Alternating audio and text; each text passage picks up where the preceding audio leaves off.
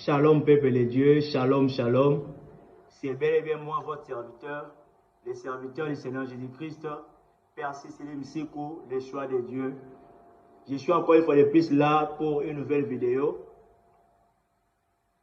dans laquelle je vais encore vous parler de notre sujet pertinent.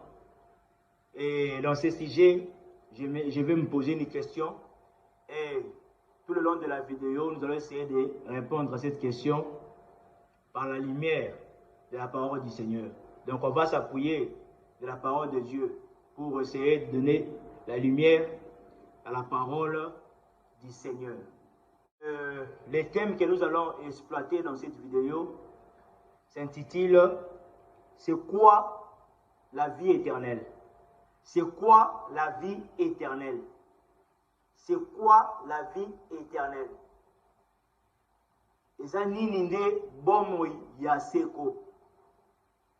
Parce que vous pouvez faire des recherches dans toutes sortes de moteurs de recherche que vous pouvez, mais le plus important pour nous, les chrétiens, nous les enfants de Dieu, est que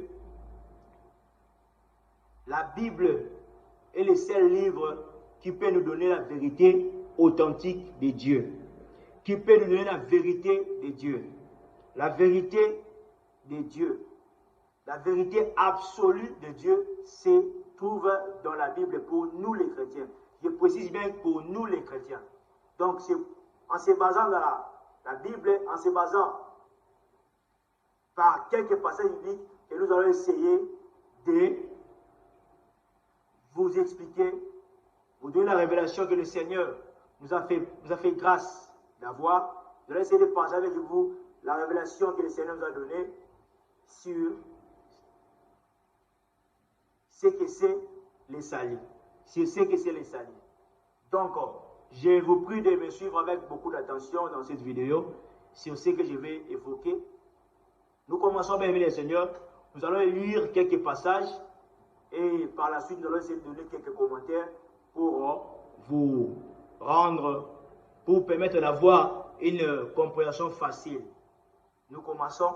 Dans le livre de Daniel, chapitre 12, Daniel chapitre 12, à partir du verset 1er au verset 3. La Bible dit ceci: en ce temps-là se lèvera Michael, le grand chef, le défenseur des enfants de ton peuple, et ce sera une époque de détresse, telle qu'il n'y en aura point eu de semblable depuis que les nations existent jusqu'à cette époque. En ce temps-là, ceux de ton peuple qui seront trouvés inscrits dans les livres seront sauvés. Plusieurs de ceux qui dorment dans la poussière de la terre se réveilleront, les uns pour la vie éternelle et les autres pour l'opprobre, pour la honte éternelle. Ici, c'est le prophète Daniel qui nous a écrit ces choses, qui a prophétisé sur la résurrection de ceux qui sont morts pour la vie éternelle et d'autres personnes qui sont mortes pour l'opprobre, pour la honte éternelle, d'être brûlés, d'être jetés en enfer. Nous allons lire dans le livre de Jean, chapitre 5. Jean, chapitre 5, à partir du verset 24 au verset... Jean, chapitre 5, à partir du verset 24 au verset 30. Nous lisons: en vérité, je vous l'ai dit, celui qui écoute ma parole et qui croit à celui qui m'a envoyé a la vie éternelle et ne vient point en jugement, mais il est passé de la mort à la vie. En vérité, je vous l'ai dit, l'heure vient, et elle est déjà venue, où les morts entendront la voix du Fils de Dieu, et ceux qui l'auront entendu vivront. Car comme le Père a la vie en lui-même, ainsi il a donné au Fils d'avoir la vie en lui-même. Et il lui a donné le pouvoir de juger, parce qu'il est le Fils de l'homme. Ne vous étonnez pas de cela, car l'heure vient où tous ceux qui sont dans les sépulcres entendront sa voix et en sortiront. Ceux qui auront fait les biens ressusciteront pour la vie, mais ceux qui auront fait le mal ressusciteront pour les jugements. Vous avez entendu cela? Donc Daniel avait prophétisé la résurrection des morts pour une catégorie de personnes qui seront ressuscitées pour la vie éternelle et pour une autre catégorie de personnes qui seront ressuscitées pour l'opprobre, la honte éternelle. Et ici le Seigneur, le grand Dieu qui avait parlé par la bouche de Daniel, lui-même il est là maintenant en train de nous parler clairement que c'est lui qui va appeler les morts. Ceux qui auront fait le bien seront ressuscités pour la vie éternelle. Mais ceux qui auront fait le mal seront ressuscités pour être jugés. Est-ce que dans ce jugement-là, est-ce que ceux qui vont passer par le jugement du Seigneur, ces gens-là sont sûrs qu'ils vont réussir leur procès? Ces gens-là sont sûrs qu'ils vont réussir à convaincre le Seigneur?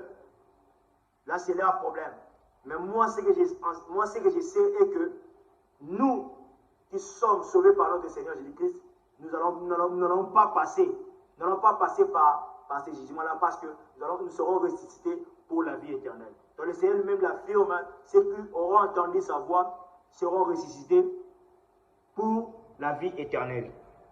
Nous continuons, bien aimé Seigneur. Nous allons maintenant lire le livre de Jean chapitre 3. Jean chapitre 3, à partir du verset 14 au verset 19. La Bible dit ceci: et comme Moïse éleva les serpents dans le désert, il faut de même que les fils de l'homme soient élevés, afin que quiconque croit en lui ait la vie éternelle. Car Dieu a tant aimé le monde qu'il a donné son Fils unique, afin que quiconque croit en lui ne périsse point, mais qu'il ait la vie éternelle.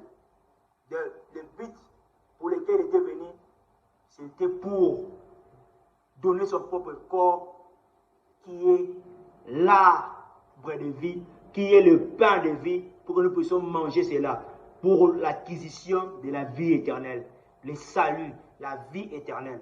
Donc il n'était pas venu pour que le monde soit jugé, mais pour l'acquisition du salut, de la vie éternelle. Nous continuons. Dieu en effet n'a point envoyé son Fils dans le monde pour qu'il juge le monde, mais pour que le monde soit sauvé par lui, le Dieu sauveur. Celui qui croit en lui n'est point jugé. Voyez vous-même la facilité que le Seigneur nous donne. Et en croyant en lui là, cela n'est même pas aussi donné à tout le monde.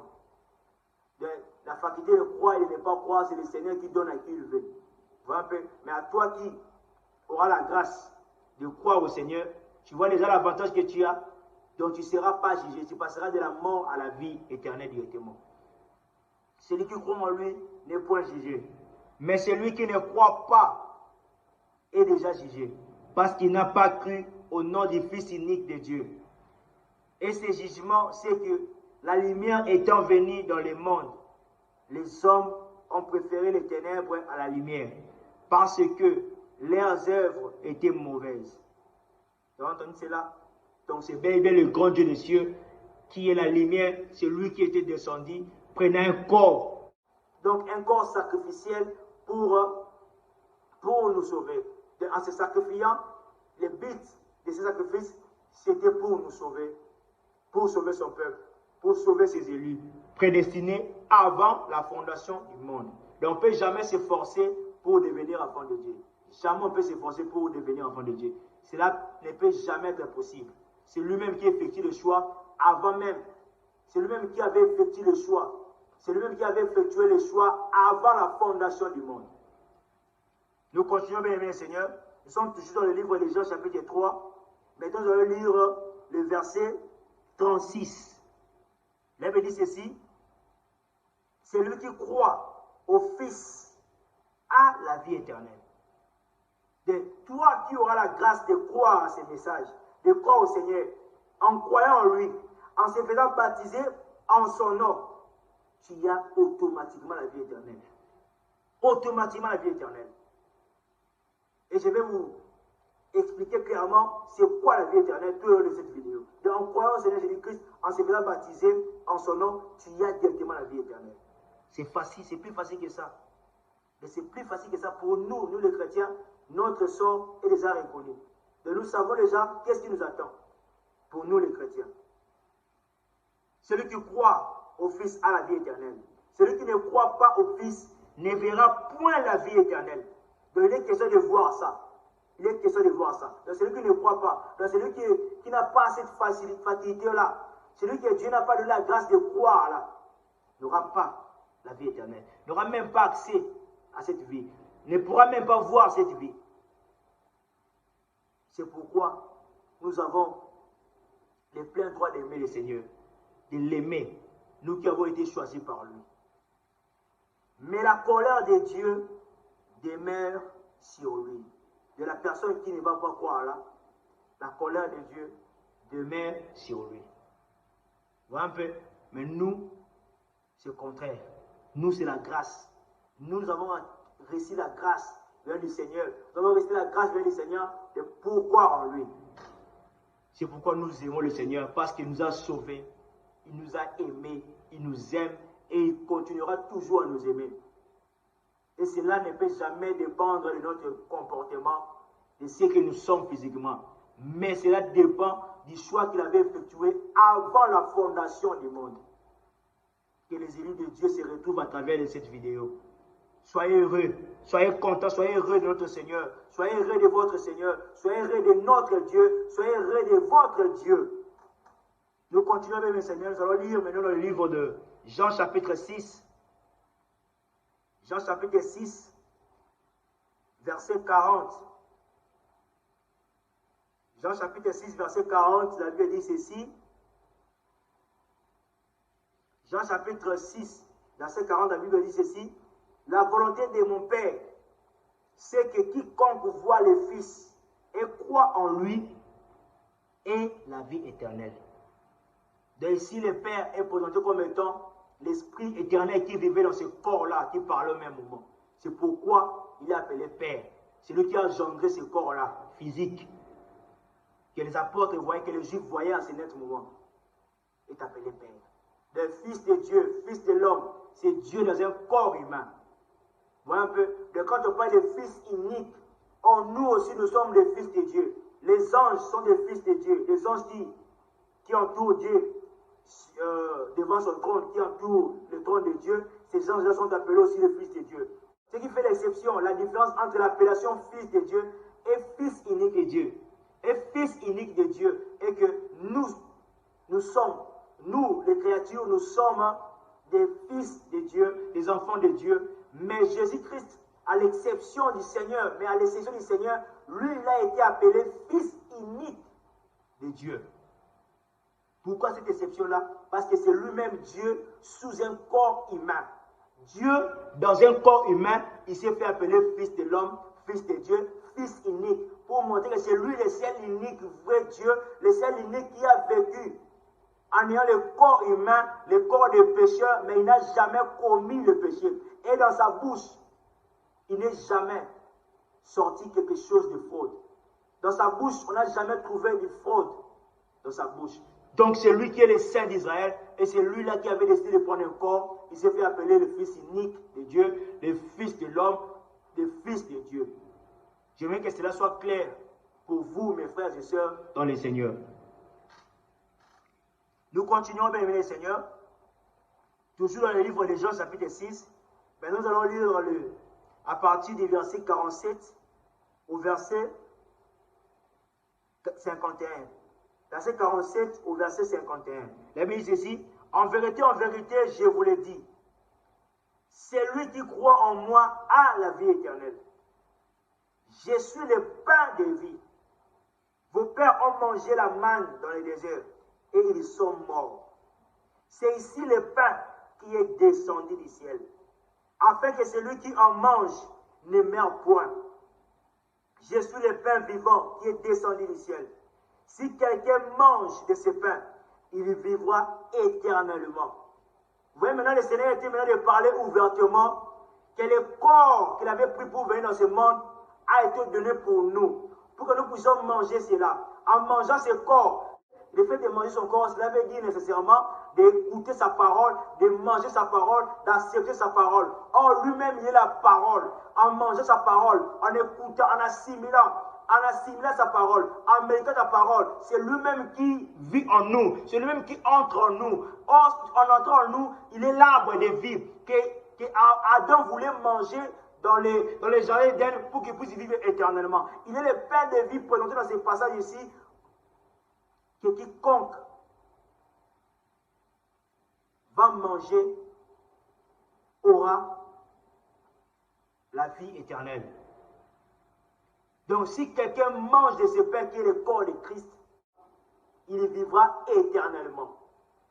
Vous voyez maintenant, le Seigneur parle ouvertement que ce corps qu'il avait pris, c'est ce corps-là qui est présenté comme étant le salut. Et ce même corps est présenté comme étant la vie éternelle. Ce même corps est présenté comme étant la vie éternelle. Le pain de vie, le pain qu'on doit manger pour vivre éternellement. C'est pourquoi il est appelé éternel. Or, éternel, c'est celui qui vit éternellement. Comment est-ce que quelqu'un peut vivre éternellement sans pour autant posséder en lui la vie éternelle? Est-ce que cela peut être possible? Donc le Seigneur Dieu, appelé éternel, qui s'est fait révéler dans le Nouveau Testament dans le nom de Jésus-Christ, c'est lui-là qui est la vie éternelle. En état éternel, c'est lui qui a ni commencement et qui a ni fin. C'est celui-là qui est même le salut. Et c'est celui-là qui est l'arbre de vie.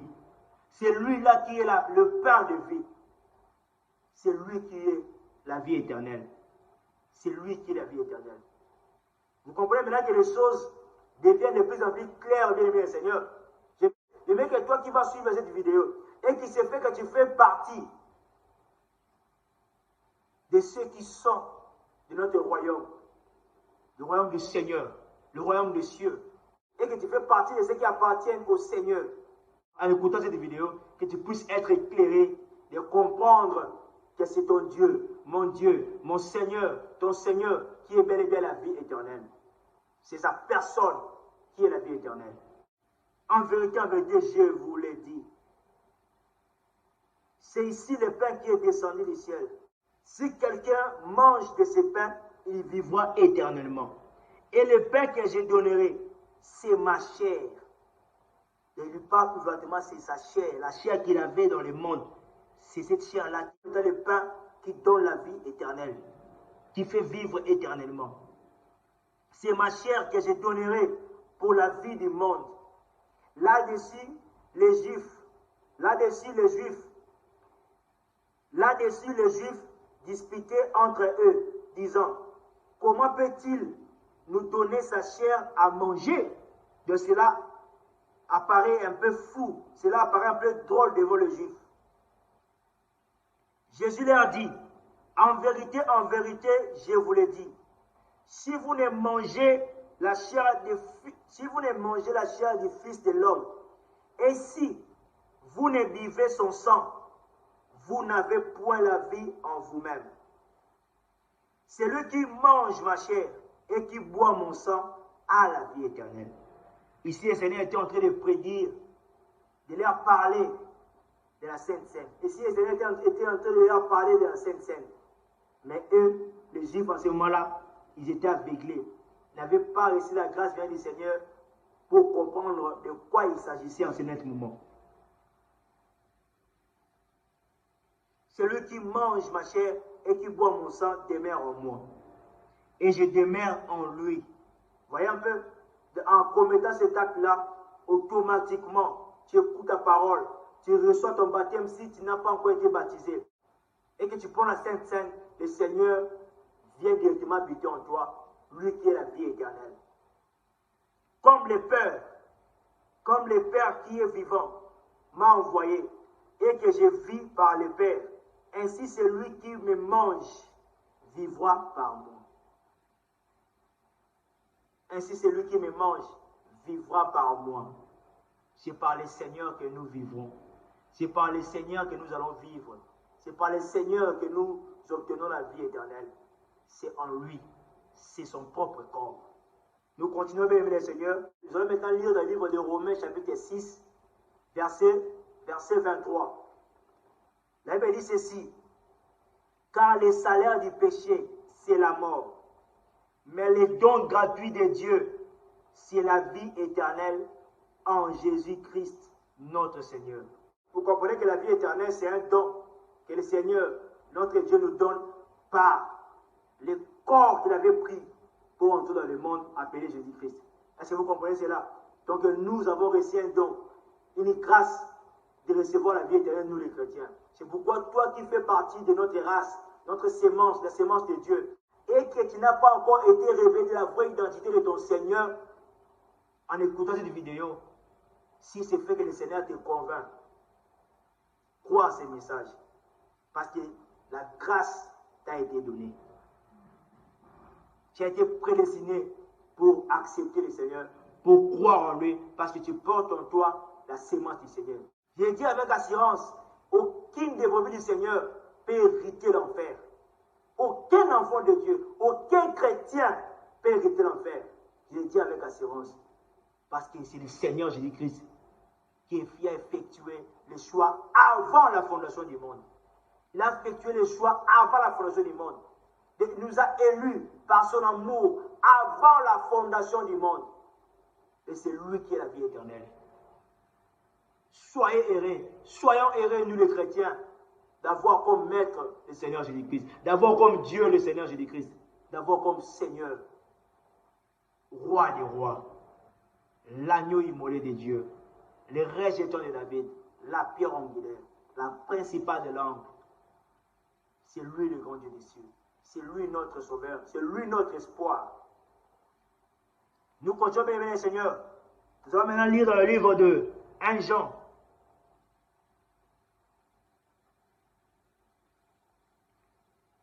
Nous allons maintenant lire le livre de 1 Jean, chapitre 1er, à partir du verset 1er jusqu'au verset 4.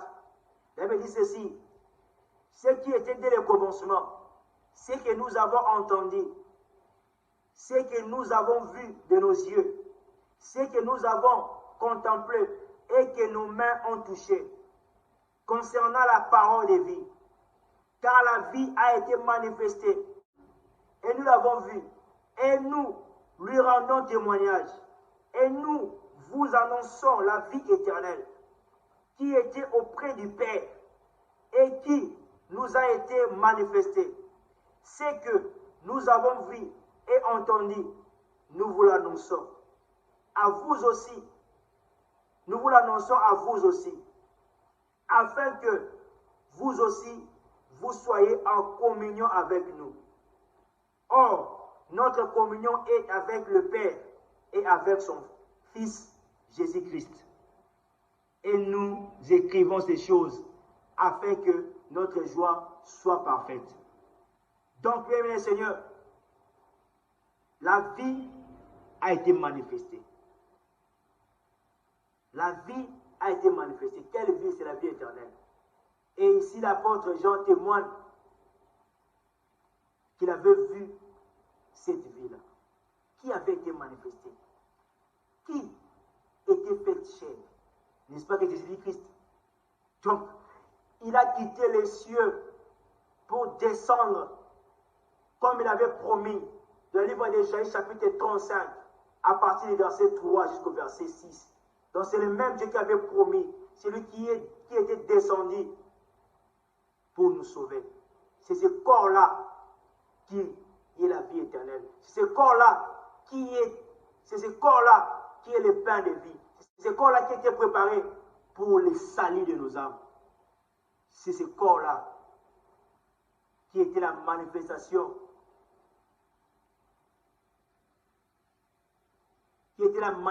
visible du Dieu invisible. Dieu invisible a pris un corps pour se présenter devant son peuple. C'est la personne du Seigneur Jésus-Christ. C'est la personne du Seigneur Jésus-Christ. Nous continuons, bien Seigneur, nous allons lire maintenant le livre de 1 Jean chapitre 5, à partir du verset 11 au verset 21. La Bible dit ceci. Et voici ce témoignage. C'est que Dieu nous a donné la vie éternelle. Et que cette vie est dans son Fils. Vous entendez cela? Mais la vie éternelle en question se trouve dans son Fils. Donc c'est le corps-là que Dieu avait pris, appelé Fils de Dieu, que se trouvait la vie éternelle. C'est lui qui a le Fils à la vie. C'est lui qui a le Fils à la vie. Celui qui n'a pas le Fils de Dieu n'a pas la vie. Je vous ai écrit ces choses afin que vous sachiez que vous avez la vie éternelle. Vous qui croyez au nom du Fils de Dieu. De l'apôtre Jean est clair sur ces choses. Il nous a écrit cela pour que nous puissions savoir que nous avons la vie éternelle.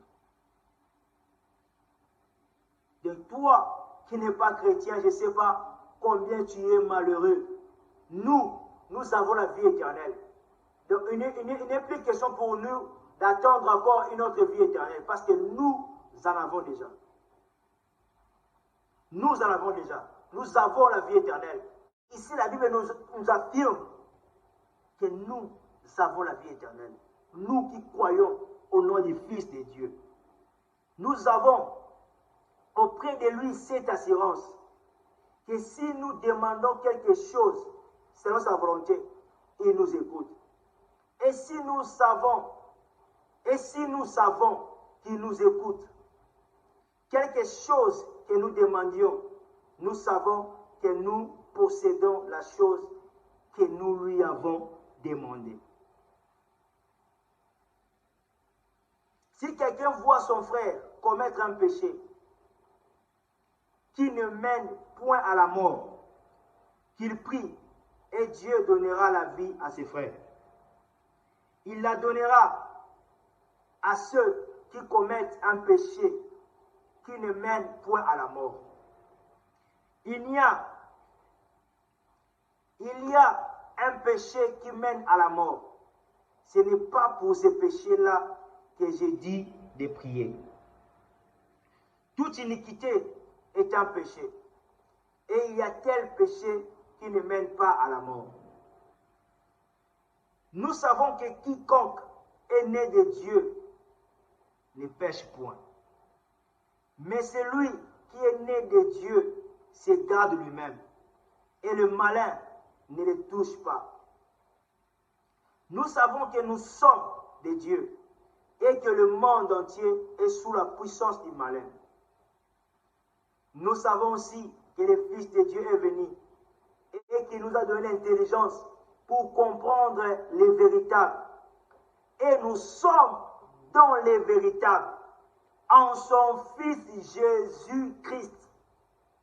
C'est lui qui est le Dieu véritable et la vie éternelle. Petit enfant, gardez-vous des idoles. Pour tous ceux qui ne croient pas que Jésus-Christ est Dieu, est-ce que vous avez déjà eu le temps de lire ce passage? 1 Jean chapitre 5, à partir du verset 11 au verset 21.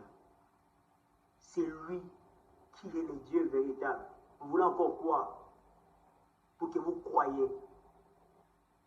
À moins que vous soyez endurcis par le Seigneur lui-même. Là, on ne peut rien faire pour vous.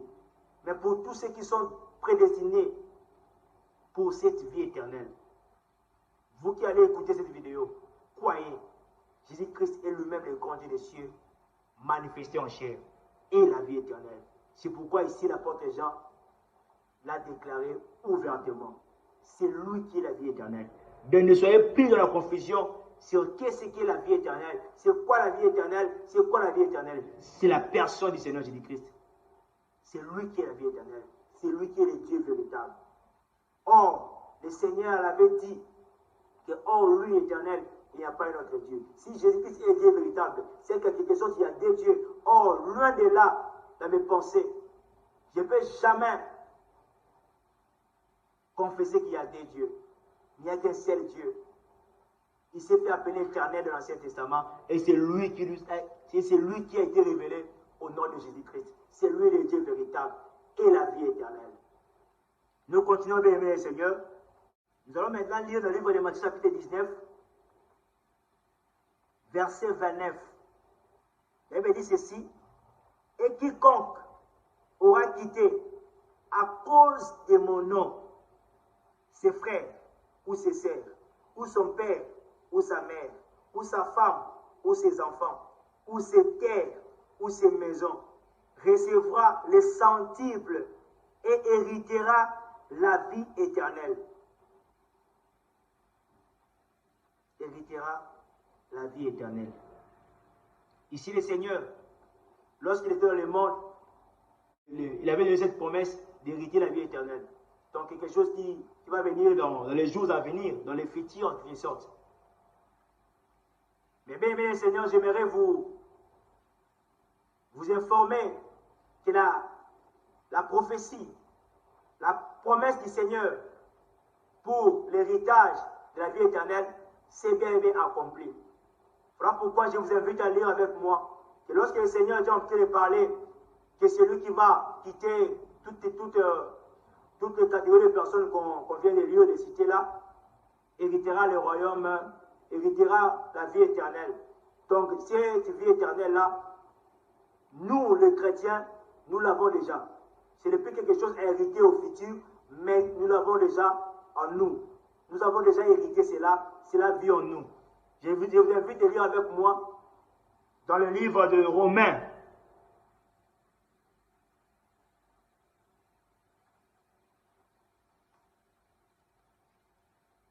Je vous invite à lire avec moi dans le livre de Romains, chapitre 8, à partir du verset 16 au verset 17. Là, il dit ceci: l'Esprit lui-même rend témoignage à notre esprit que nous sommes enfants de Dieu. Or, si nous sommes enfants, nous sommes aussi héritiers, héritiers de Dieu et co-héritiers de Christ. Si toutefois nous souffrons avec lui, afin d'être glorifiés avec lui. Est-ce que vous avez entendu cela? Le Seigneur avait promis que nous allons hériter la vie éternelle. Mais ici, l'apôtre Paul vient de nous parler ouvertement de l'accomplissement de cette promesse, que cela est maintenant entré en vigueur. Nous avons déjà hérité cela. Donc, ce n'est plus quelque chose à hériter dans le futur, mais nous avons déjà cela. C'est là déjà à notre possession. Nous sommes déjà des héritiers de Dieu et co-héritiers de Christ. Nous sommes déjà des héritiers de cette vie éternelle parce que cette vie éternelle vit en nous, qui est la personne du Seigneur Jésus-Christ. Vous comprenez que ce n'est plus quelque chose d'attendre au futur cette promesse du Seigneur, mais cela est déjà accompli. Voilà pourquoi l'apôtre Paul l'a témoigné, l'a affirmé, que nous sommes héritiers de Dieu et co-héritiers du Christ. Si tu es un chrétien et que tu penses que tu vas hériter le royaume des cieux, c'est que tu n'es pas un chrétien. Donc, tu te fais appeler chrétien par sentiment. Un chrétien ne peut pas attendre l'héritage du royaume des cieux, l'héritage de la vie éternelle, mais un chrétien possède déjà la vie éternelle. Donc nous avons déjà en nous la vie éternelle. Donc si tu es un chrétien et que tu crois que tu auras la vie éternelle, que tu crois que la vie éternelle sera quelque chose du futur, je te dis, je te rassure que tu n'es pas encore devenu, que tu n'es pas un chrétien. Tu n'as jamais été un chrétien. Et je t'appelle à la repentance. La repentance n'est rien d'autre que le changement de confession de foi, le changement de manière de croire, le changement de manière de voir les choses, changer la manière de voir les choses, changer la manière de confesser, de croire. Autrefois, tu croyais que Jésus-Christ n'est pas Dieu. Il est l'un. Jésus-Christ n'est pas Dieu. Il est l'un des personnages de la Trinité. Mais maintenant, je t'appelle à changer la confession de foi, à te repentir, à croire que Jésus-Christ, c'est le même Dieu qui avait pris un corps appelé Fils de Dieu, enfant de Dieu. Donc il n'y a jamais eu trois dieux. C'est le seul et même vrai Dieu qui a joué plusieurs fonctions pour venir nous sauver. Donc croyez bien, mes Seigneur, que c'est Christ qui est la vie éternelle. Croyez que nous les chrétiens, nous avons déjà hérité le royaume des cieux. Nous avons déjà hérité la vie éternelle. La vie éternelle demeure en nous, c'est la personne de Christ lui-même. Donc cette promesse du Seigneur s'est accomplie, raison pour laquelle l'apôtre Paul nous a affirmé cela dans ces passages. Nous continuons vers le Seigneur. Nous allons maintenant lire le livre de 1 Jean, chapitre 3, à partir du verset 15 au verset 16. La Bible dit ceci: quiconque est son frère est un meurtrier. Et vous savez qu'aucun meurtrier n'a la vie éternelle. Vous comprenez qu'il y a d'autres personnes qui ont la vie éternelle et d'autres qui n'en ont pas. Vous comprenez cela? Donc, celui qui est un meurtrier n'a pas la vie éternelle. Donc, c'est lui qui n'est pas un meurtrier a la vie éternelle. Vous comprenez que nous avons déjà hérité cela de la promesse du Seigneur a bel et bien son accomplissement. Ce n'est plus quelque chose d'attendre dans le futur, mais tout celui qui croit à ces messages, qui s'est fait baptiser au nom du Seigneur Jésus-Christ, et non au nom du Père, du Fils et du Saint-Esprit, mais au nom du Seigneur Jésus-Christ, à ce net moment-là, celui qui est le Saint-Esprit, Jésus-Christ, va venir habiter en toi, et en ce moment, tu peux proclamer comme moi que tu as déjà le salut, tu as la vie éternelle en toi, tu as le royaume des cieux, qui est le corps du Seigneur Jésus-Christ en toi. Mais il ne serait plus question pour toi d'hériter encore, mais tu as déjà ça en ta possession, la vie éternelle. Nous continuons de lecture. Vous savez qu'aucun meurtrier n'a la vie éternelle demeurant en lui. Nous avons connu l'amour en ce qu'il a donné sa vie pour nous. Nous aussi, nous devons donner notre vie pour les frères. Donc, l'apôtre Jean est en train de parler ouvertement de la personne du Seigneur Jésus-Christ, qui avait effectué un déplacement pour entrer dans le monde, de manière à ce qu'il puisse donner son corps sacrificiel pour le salut de nos âmes. Donc c'est lui qui est le salut, c'est lui qui est la vie éternelle, c'est lui avec ce corps-là, c'est lui qui est appelé au royaume des cieux en ayant le corps que le grand Dieu avait habité pour gouverner. Ce corps-là est appelé royaume des cieux. Donc c'est bien la personne du Seigneur Jésus-Christ qui est notre salut, qui est le royaume des cieux, c'est lui qui est la vie éternelle. Nous continuons bien le Seigneur. Nous allons lire maintenant le livre des Galates. Nous allons maintenant lire le livre des Galates chapitre 2 à partir du verset 19 au verset 20. La Bible dit ceci: car c'est par la loi que je suis mort à la loi, afin de vivre pour Dieu. J'ai été crucifié avec Christ. Et si je vis, ce n'est plus moi qui vis, c'est Christ qui vit en moi. Si je vis maintenant dans la chair, je vis dans la foi au Fils de Dieu, qui m'a aimé et qui s'est livré lui-même pour moi. Il est écrit qu'aucun meurtrier n'a la vie éternelle. Mais nous, qui ne sommes pas les meurtriers, nous avons la vie éternelle. Et ici, maintenant, l'apôtre Paul nous révèle qui vit en nous. C'est Jésus-Christ qui vit en nous. Donc si nous vivons, ce n'est plus nous qui vivons, mais Christ qui vit en nous. Or, si Christ vit en nous, c'est que c'est Christ qui est bel et bien la vie éternelle. Vous comprenez que c'est lui qui vit en nous et c'est lui qui est la vie éternelle. Vous comprenez cela? Donc, c'est Jésus-Christ qui est la vie éternelle. Nous continuons, bien aimé Seigneur. Nous allons maintenant lire le livre de 1 Corinthiens. 1 Corinthiens chapitre 3, à partir du verset 16 au verset 17. La Bible dit ceci: ne savez-vous pas que vous êtes le temple de Dieu et que l'Esprit de Dieu habite en vous? Si quelqu'un détruit le temple de Dieu, Dieu les détruira. Car le temple de Dieu est saint. Et c'est ce que vous êtes. C'est ce que moi je suis. C'est ce que tous les chrétiens sont. Nous formons un corps appelé temple de Dieu, l'épouse du Seigneur. Ici maintenant l'apôtre Paul, qui avait reçu la révélation pour nous écrire ces choses. Ici, il nous révèle l'identité de celui qui est appelé Saint-Esprit. Donc c'est la même personne, le grand Dieu des cieux, qui s'est fait manifester en chair appelé Jésus-Christ. Et c'est lui qui est revenu en nous sous forme d'esprit appelé Saint-Esprit. Parce que c'est lui, Paul, qui avait déclaré dans les textes que nous venons de lire précédemment, que si lui vit, ce n'est plus lui qui vit, mais Christ qui vit en lui. Or ici, le Seigneur vient encore parler par sa bouche ouvertement que c'est le Saint-Esprit qui vit en nous. Or, ce Saint-Esprit-là, ce n'est rien d'autre que Jésus-Christ lui-même. Donc c'est lui qui a joué le rôle du Saint-Esprit. C'est lui-même le grand Dieu qui a joué le rôle des fils du Saint-Esprit. Et c'est lui qui a habité dans le corps que Jésus-Christ portait physiquement, appelé le Père de toute la création. Vous comprenez maintenant qu'il n'a jamais existé trois dieux. C'est un seul et même Dieu qui a joué tous ces rôles. Croyez que c'est Jésus-Christ qui est le Saint-Esprit. C'est pourquoi la Bible nous confirme qu'il habite en nous. Si c'est lui qui est le Saint-Esprit, c'est lui aussi qui est la vie éternelle.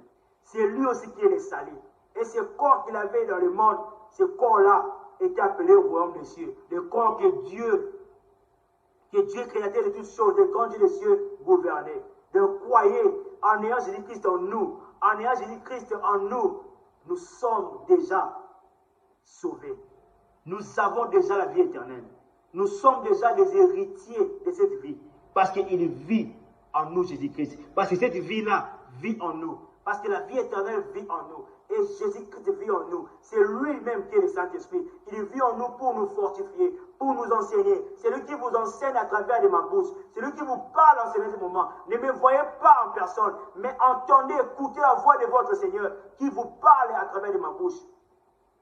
Vous tous qui êtes destinés pour le royaume des cieux, en écoutant cette vidéo, n'endurcissez pas votre cœur. N'endurcissez pas vos cœurs. Croyez à ce message. Croyez que c'est Jésus-Christ qui est la vie éternelle. C'est lui qui est notre héritage. C'est lui qui vit en nous, appelé Saint-Esprit, pour nous fortifier. Croyez en ce message. Nous allons lire deux passages pour mettre un terme dans cette vidéo. Nous commençons par lire le livre de Jean, chapitre 10, à partir du verset 22 au verset 30. La Bible dit ceci.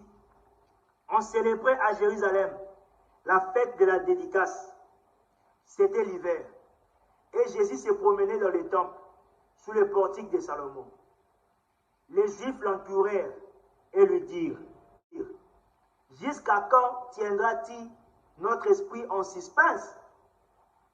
Si tu es le Christ, dis-le-nous franchement. » Jésus leur répondit, « Je vous l'ai dit, et vous ne croyez pas. Les œuvres que j'ai faites au nom de mon Père rendent témoignage de moi. Mais vous ne croyez pas parce que vous n'êtes pas de mes brebis. Parce que vous n'êtes pas de mes brebis. Mes brebis entendent ma voix.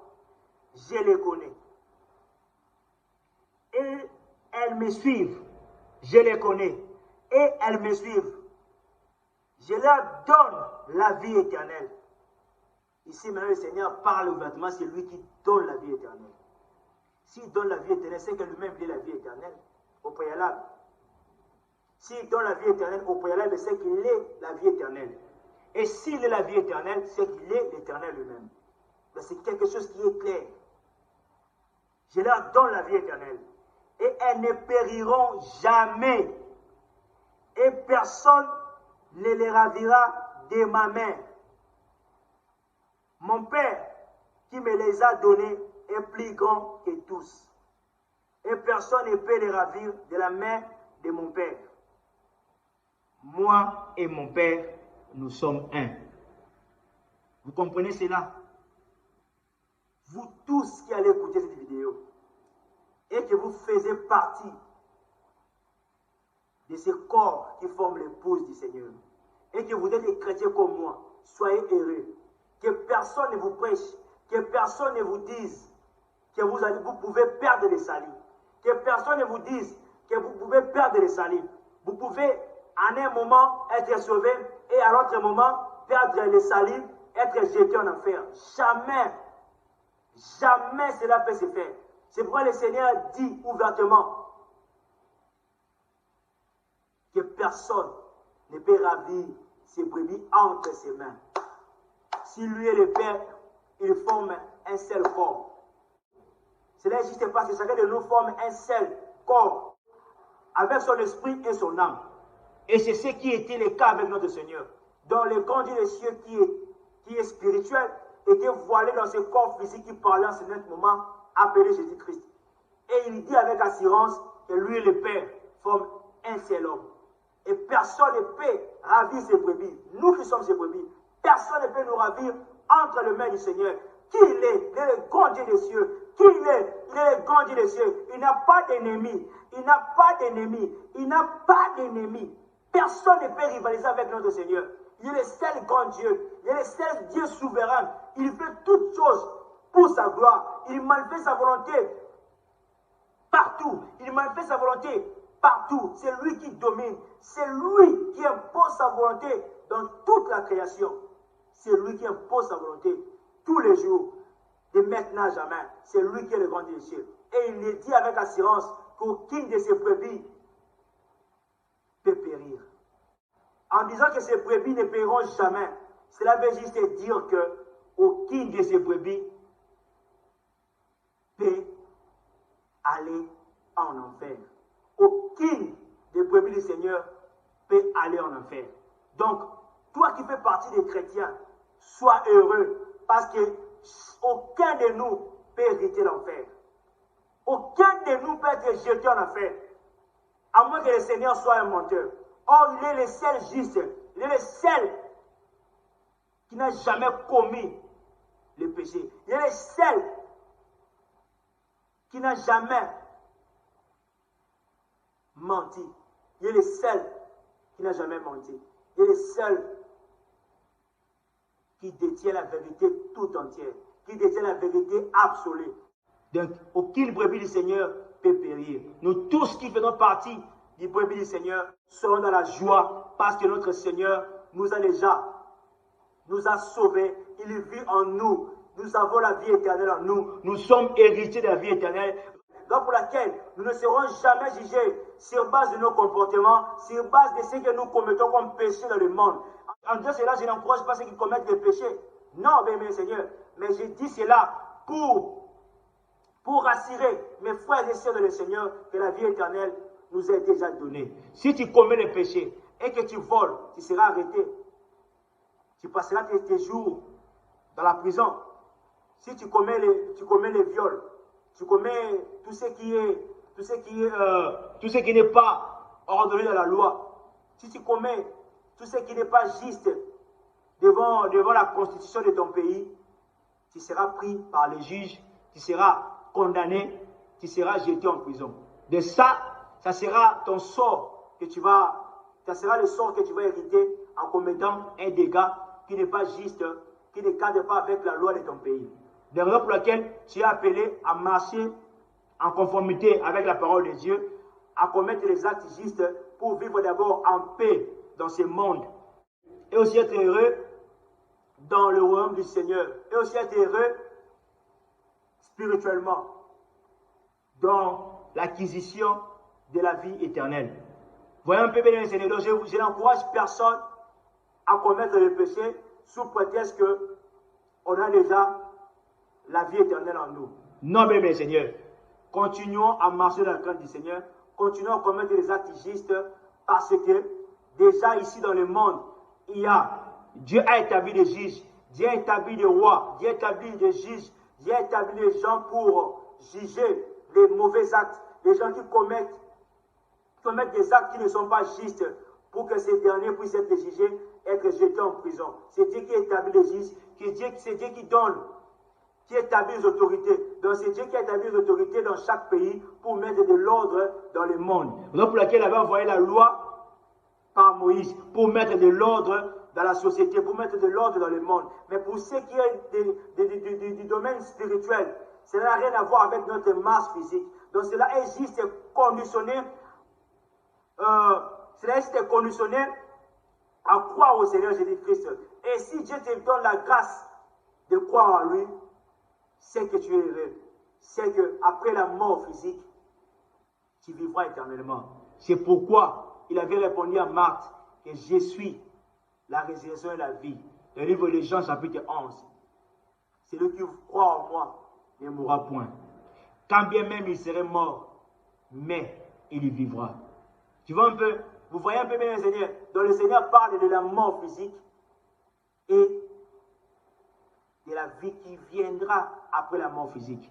Vous comprenez bien le Seigneur que biso oyo, ya tu yamba Christ, toi bat oyo, bon mon biso, na côté à molimo, ils ont déjà préservé pour na bon moya seko. Na mukiso otamboye na mabe. Au Seigneur Kindumba, le Seigneur du péché, c'est la mort. C'est le Seigneur qui l'a dit. Au Seigneur Kindumba, il y a encore à repousser, à repermettre aux accidents. Pour aider là, quand on coupe mais partie de spirituelle, les âmes, non, les gens la Christ a sauvé, et ce là jamais qu'on a jeté l'affaire parce que, apprenant déjà aux ala, imaginez un peu l'exemple de Moïse. Moïse a Koufa, avant Koufa, il avait désobéi à Dieu. Voyez un peu, Moïse avait désobéi à Dieu. Mais où est-ce qu'il est mentionné que Moïse sera jeté en enfer? Bref, même lorsqu'il dit Christ, il était en train de prier, il y avait Moïse et Élie qui étaient à ses côtés et le Seigneur s'entretenait avec eux. Si Moïse ne fait pas partie des élus de Dieu, comment est-ce qu'il peut apparaître auprès du Seigneur et échanger avec le Seigneur?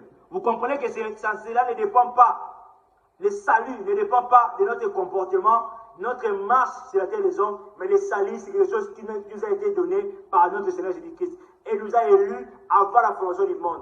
Donc, je t'exhorte, bien aimé Seigneur, autant pour l'ordre de la Mokili, pour l'État, chaque État, dans chaque pays, que tu peux te retrouver, aux ala très à l'aise. Tant pour l'ordre de la Mokili, pour au Kangamate, na Bakondi, Basambi, ça va quand le tumbelote, tant pour la Nakobanga Zambé, ko lingamo sa muningate, ko ibate, ko bomate, ko sala kinubate, tambola na bosembo, tambola tosa mibeko ya mboka, mibeko oyo ezo memayo na conformité na parole nzambe. Et non mibeko mo misika na nzambe de tosa yango pour vivre d'abord en paix dans ce monde. Pour ce ko yiba kangiyo ba ko beta yo ba beti yo tam susu, ni ba beto wana okobela nzambe, ye mondo apete ba beto bongo pour futa mbano ya lisumu nao. Mais quant à l'homme, quant à l'âme, où croire dans le Seigneur Jésus-Christ, il n'y a jamais et cause à la égaré et périr en enfer. Dans le fait que ceux qui m'ont ensemble au coup dans ma soumo, d'autres wana et pour l'ango, mais l'âme n'a pas à la sauver. Mais je t'exhorte à marcher en paix dans le monde pour que tu sois aussi, pour que tu puisses vivre aussi en paix dans le monde. Que le Seigneur bénisse sa parole. Vous avez compris que c'est lui qui est la vie éternelle. Et vous avez compris à travers cette vidéo qu'aucun chrétien peut perdre le salut, peut perdre le royaume des cieux, peut perdre la vie éternelle parce que c'est la personne de Christ. Christ vit en nous, c'est lui qui est le Saint-Esprit. Sois heureux là où tu es, sois heureux toi qui vas écouter cette vidéo, d'avoir Christ comme étant notre salut, comme étant ton salut. Crois en lui, toi qui n'as pas encore crié au Seigneur Jésus-Christ, je t'appelle à croire en lui, toi qui as la faculté, toi qui as reçu la grâce de croire en lui, crois en lui, il est temps pour toi de croire au Seigneur Jésus-Christ, donne-lui ta vie, sois baptisé en son nom, crois en ses messages, que le Seigneur nous fortifie, que le Seigneur bénisse notre pays, que le Seigneur nous accorde la grâce du jour au jour, que le Seigneur puisse se souvenir de tous ceux qui ont besoin de lui, que le Seigneur puisse guérir les malades, que le Seigneur puisse répondre favorable à tous ceux qui ont besoin de lui, que le Seigneur puisse nous accorder sa grâce du jour au jour, que le Seigneur puisse nous défendre contre nos ennemis, que le Seigneur puisse combattre pour nous, que le Seigneur puisse bénir notre pays, que le Seigneur puisse donner la victoire à notre pays, que le Seigneur puisse protéger les dirigeants de ce pays. Nzamba bate la manégociation dans l'Est, akanisela bango, apesa elonga na mboka na biso, nzamba apesa kimia na mboka na biso, nzambe akanisela bao nyonso batambola na justice na ye, bao nyonso oyo babangaka ye, nzamba pambola bao nyonso oyo baza ba entrepreneur, bao nyonso baboya koyiba, baboya kosala kindumba, baboya kozala ba arnaqueur, baboya kozala ba kidnapper, baboya kokidnapper bato, balukaka mbongo na bango na justice nyonso, nzambe akanisela bino, apambola bino, vous tous qui n'avez pas opté pour le kidnapping, pour le vol, pour la prostitution, vous tous qui cherchez, vous tous qui faites l'entrepreneuriat, vous tous qui êtes les hommes ou femmes d'affaires, vous tous qui cherchez l'argent par le moyen de la justice, que le Seigneur puisse bénir vos affaires, que le Seigneur puisse se souvenir de vous, que le Seigneur puisse vous protéger, que le Seigneur puisse combattre pour vous contre tous ceux qui veulent du mal à votre sujet. Que le Seigneur bénisse cette parole. Que le Seigneur nous accorde sa grâce. Shalom. À nous revoir dans la prochaine vidéo. Que le Seigneur nous bénisse.